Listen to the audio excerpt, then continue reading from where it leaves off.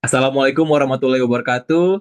Kami dari kelompok Coding Muda Mata Duitan bersama saya Raffi Arkan Fareza dengan rekan saya Gabriel Edbert dan juga Putu Fatmanaba. Di sini kami akan mempresentasikan prediksi nilai yen ke rupiah. Mengapa kami memilih prediksi ini? Karena Kris itu sudah mendunia. Kris sebagai salah satu alat pembayaran digital sukses dalam mempermudah transaksi non-tunai secara aman, efisien, dan inklusif. Pada semester 1 2025, Kris telah menghubungkan sekitar 57 juta pengguna dan 39,3 juta merchant. Bagian besarnya adalah UMKM. Saat ini, Kris sudah bisa digunakan di berbagai negara di Asia, salah satunya adalah Jepang. Nah, tujuan kami adalah untuk memprediksi stabilitas ekonomi, merencanakan strategi ekonomi dan keuangan secara lebih akurat, dan juga manajemen risiko bagi pelaku bisnis dan investor.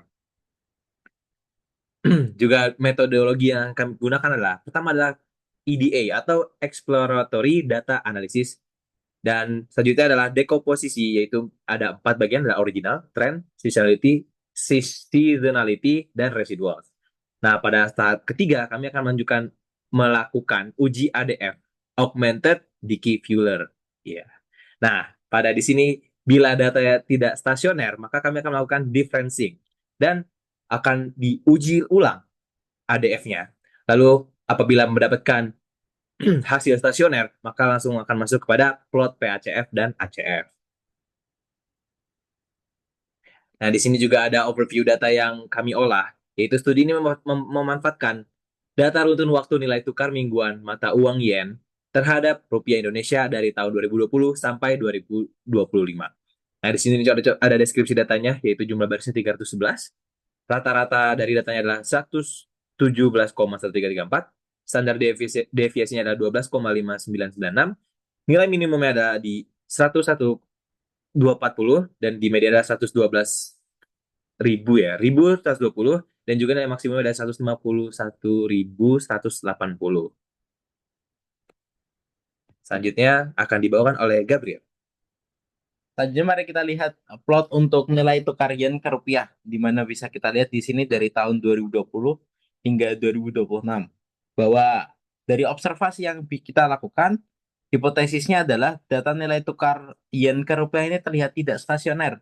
Dengan apabila kita membagi dalam beberapa leg-nya itu memiliki rata-rata yang tidak sama antar leg. Misalkan ada di leg yang di antara 2020 hingga di bulan 3 hingga bulan 9, berbeda dengan yang ada di 2024 bulan 9 hingga 2025 bulan 3. Di situ kita bisa melihat ada perbedaan di rata-ratanya. Selanjutnya, untuk lebih menguatkan hipotesis ini, kita akan melakukan decompose, di mana membagi dari data yang asli ke dalam beberapa bagian untuk melihat polanya. Yang pertama ada trend, lalu ada seasonal, dan juga residualsnya. Di sini kita bisa lihat bahwa ada adanya pola tren, pola seasonal, dan juga residual error. Yang mana ini akan memperkuat hipotesis bahwa datanya tidak stasioner. Sehingga perlu kita uji lebih lanjut untuk pengecekan statistik uji stasioner menggunakan uji augmented diffuser untuk memastikan stasioneritas dari data. Pada uji stasioner yang pertama, kita lihat bahwa ada dua hipotesis. Hipotesis null, yakni data memiliki unit root atau tidak stasioner. Lalu hipotesis satu, data tidak memiliki unit root atau stasioner. Dan ketika kita melakukan perhitungan, berikut merupakan ringkasan hasil uji ADF-nya, di mana ADF statistik ada di angka minus 1,186, p-value 0,680, dan juga critical value di 5% adalah minus 2,871. Di sini kita akan melakukan tolak H0 apabila ADF statistik lebih kecil daripada critical value atau p-value itu lebih kecil dari 0,05. Dan didapatkan dari itu, hasilnya adalah nilai ADF statistik itu lebih besar daripada nilai kritis pada tingkat signifikansi 5%. Dan juga untuk p-value sendiri, dia 0,680, ini lebih besar dari 0,05. Sehingga gagal menolak H0. Di sini berarti kita bisa mengartikan bahwa data tidak stasioner terhadap min, sehingga perlu ada proses lanjutan yakni differencing. Dan selanjutnya akan dijelaskan oleh Fatma. Oke, baik. Sekarang saya akan menjelaskan mengenai proses differentiating, di mana setelah melakukan differentiating, kita bisa melihat plot datanya lagi dari 2020 sampai 20, 2025, bisa dilihat bahwa tampaknya atau asumsinya data sudah stasioner, di mana range-nya itu sekarang sudah di antara -1 dan -1. Tapi untuk mengkonfirmasi hal ini, perlu dilakukan uji lanjutan. Nah, untuk benar-benar memastikan apakah data ini sudah stasioner atau bukan, kita akan melakukan uji ATF lagi terhadap data yang sudah di-differentiating. Di mana seperti sebelumnya, untuk H0 itu data memiliki unit truth atau tidak stasioner, sementara H1 adalah data tidak memiliki unit truth atau stasioner.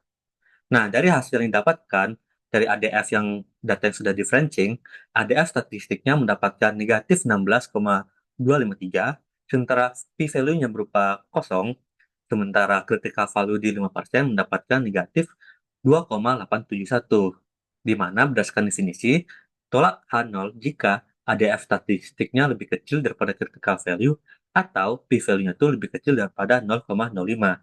Nah, berdasarkan ringkasan hasil ADF, kita dapatkan nilai statistik ADF-nya yaitu negatif 16,253 itu lebih besar daripada nilai kritis tingkat lebih kecil daripada nilai kritis pada tingkat signifikasi 5%, yaitu negatif 2,871, dan juga p-value-nya itu lebih kecil daripada critical value-nya, di mana p-value-nya 0, sementara lebih kecil daripada 0,05. Sehingga berdasarkan hal ini dapat disimpulkan bahwa akan menolak H0, di mana artinya ketika menolak H0 berarti menerima H1, di mana artinya data setelah differentiating satu kali sudah berupa data stasioner.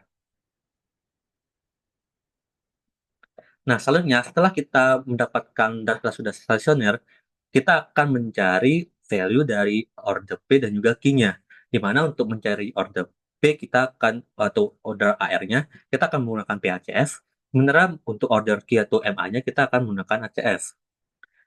Ketika kita melihat pada grafik ACF-nya, bisa dilihat bahwa beberapa kandidat order key-nya itu pada 0 itu sendiri, juga ada 9, juga ada di rentang 11.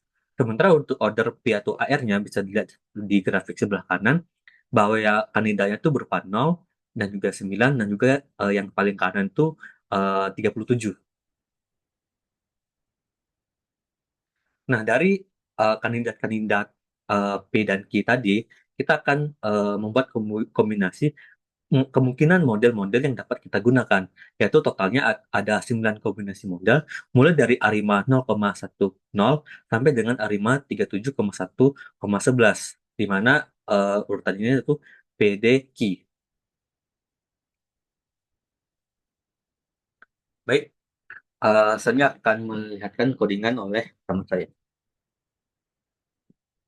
Berikut merupakan codingan yang kami lakukan untuk di Tube 1 ini, di mana kita pernah melakukan import libraries, mulai dari Pandas hingga ada stat model, plot ACF dan PACF. Selanjutnya kita load dataset dari dataset Japan Yen ke Indonesia Rupiah. Lalu kita melakukan exploratory data analysis, mana kita menampilkan contoh datanya, lalu jumlah barisnya ada 311, dan untuk deskripsi tadi sudah disampaikan dengan count 311 baris, rata-rata 117, hingga yang nilai maksimal ada di 151. Selanjutnya kita ubah untuk kolom tanggal ke format datetime.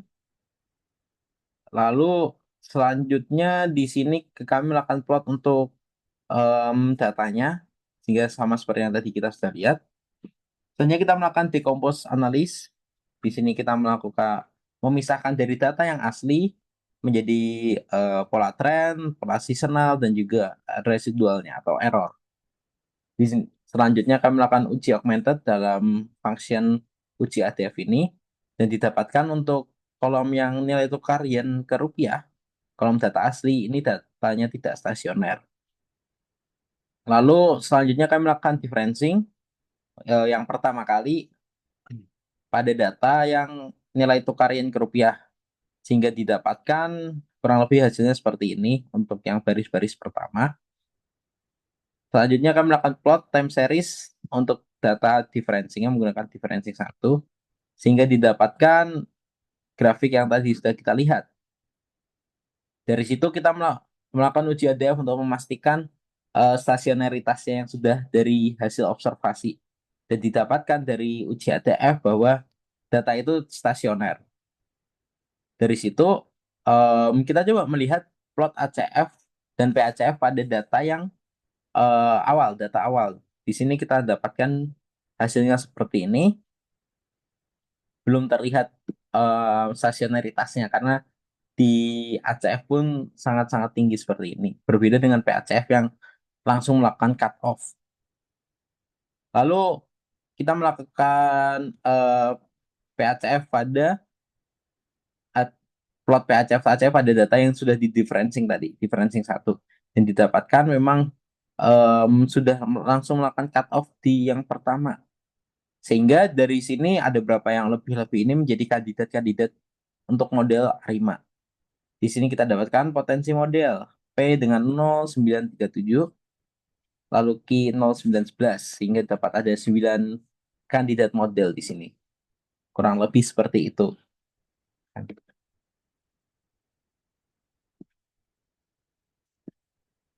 Baik, mungkin itulah presentasi prediksi nilai yen ke Indonesian rupiah, kelompok coding mudah mata duitan. Apabila ada kesalahan kata-kata, mohon dimaafkan sebesar-besarnya. Mungkin itu saja. Terima kasih atas perhatiannya. Terima kasih. Wassalamualaikum warahmatullahi wabarakatuh.